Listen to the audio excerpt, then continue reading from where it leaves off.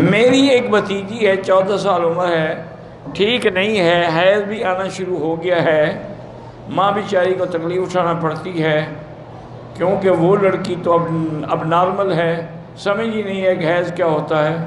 تو کیا ایسی صورتحال میں ہم آپریشن کے ذریعے اس کا یوٹرس نکال سکتے ہیں؟ ہاں نکال سکتے ہیں۔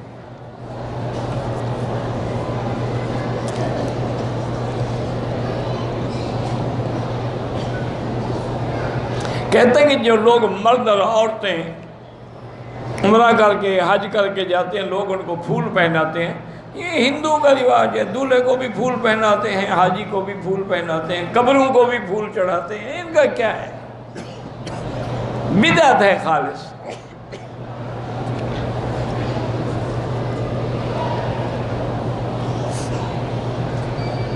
میرا دل کمزور ہے، گھبرا جاتا ہے، تو اللہ کے اسماء ہیں، یا قوی والقادر والمقتدر قوّنی وقوّ قلبی، ہر نماز کے بعد پڑھ کے دم کیا کرو۔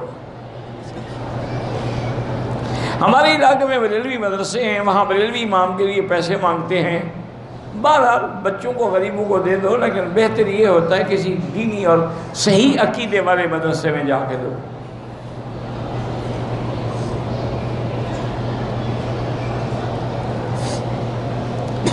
کچھ عورتیں کہتی ہیں کہ جب عورت کو حیض ہو تو جس برتن میں اچار رکھا ہوا ہو نا اس کو ہاتھ نہ لگائے ورنہ اچار خراب ہو جاتے۔ آج ہاتھ لگا کے تجربہ کر لو۔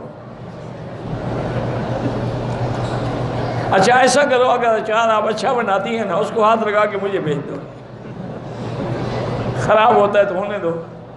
ایسے جھوٹ گھر رکھے ہیں، کیا کریں آپ؟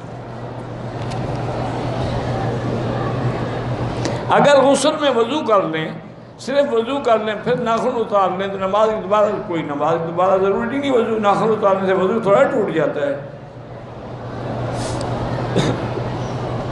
جبل رحمت پر نام لکھنا بدعت ہے، چڑھنا بدعت ہے۔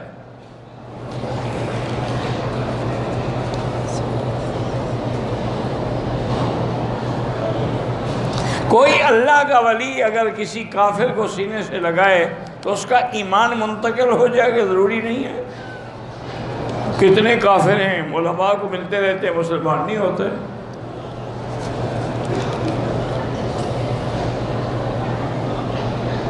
ایک عمرہ 3 عمرے کر چکی ہے، چوتھا عمرہ مسجد عائشہ مسجد سے کرنا چاہتی ہے، واپسی پر اگر حیض آ جائے اور گھر واپسی میں 2 دن ہو تو پھر نہ کرو نا عمرہ، بلا وجہ حیض آ جائے گا تو پھنس کے بیٹھی رہو گی۔ 3 عمرے کر چکی ہو بس کافی ہے، طواف کرتی رہو اور پھر چلی جاؤ۔ اگر کسی شخص کو حالت احرام میں سو گیا، نیند آ گئی اور احتلام ہو گیا، کوئی بات نہیں، غسل کر لے۔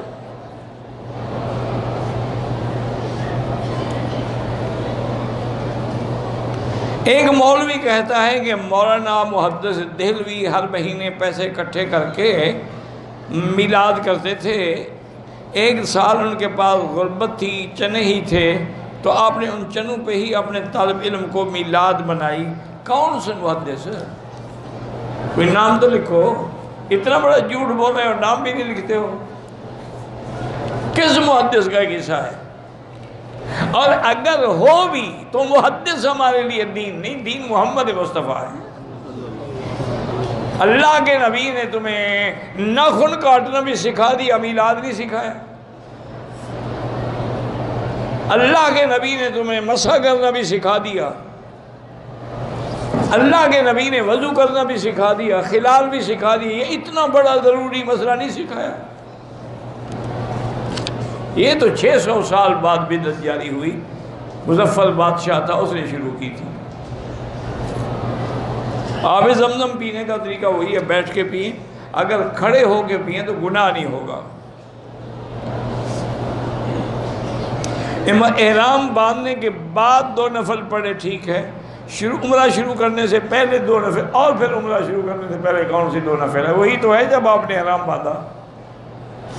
عمرہ ختم کرنے کے بعد 2 نفل، وہ بھی کوئی 2 نفل نہیں، طواف کے بعد 2 رکعت ہیں۔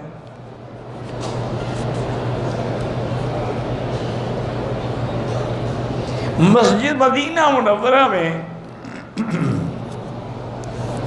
اگر ہم نے اشراق پڑھنا ہے مسجد نبوی میں پڑھیں یا مسجد قباء میں جا کے پڑھیں، کبھی وہاں پڑھو کبھی وہاں پڑھو، دونوں ثواب حاصل کرو۔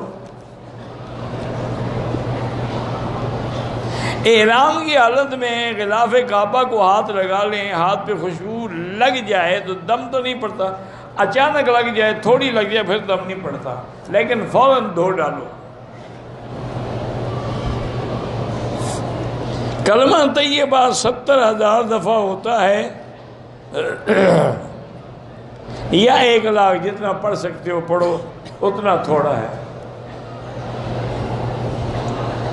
مرنے والوں کے لیے سب سے پہلے دعا کرو، باقی قرآن پڑھ کے ثواب بھیجو، ان کے لیے صدقہ و خیرات کرو۔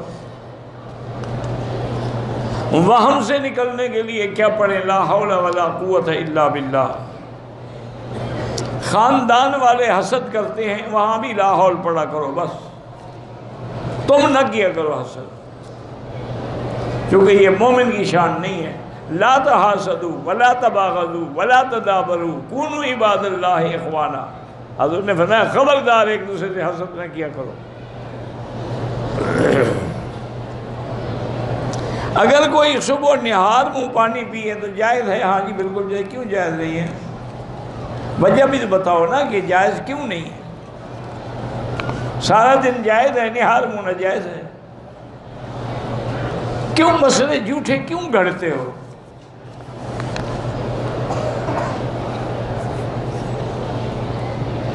مولانا قاری افتخار صاحب نے سلام کا، اللہ ان کو جزائے خیر دے، علیہ السلام ورحمۃ اللہ۔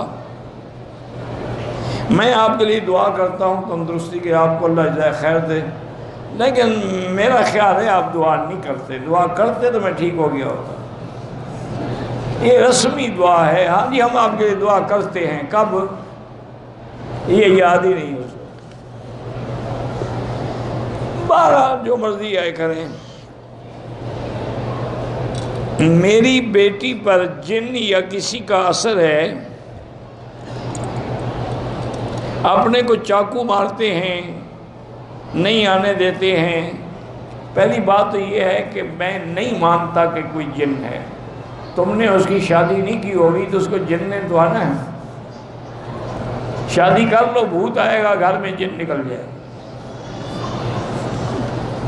یہ عورتیں پھر اسی طرح کرتے، کسی کو قریب نہیں آنے دیتی، مجھے جن ہے۔ جن صرف ہمارے مسلمانوں کو پکڑتے ہیں، ان کافروں کو بھی نہیں پکڑتے، ہندوؤں کو بھی نہیں پکڑتے، انگریزوں کو بھی نہیں پکڑتے۔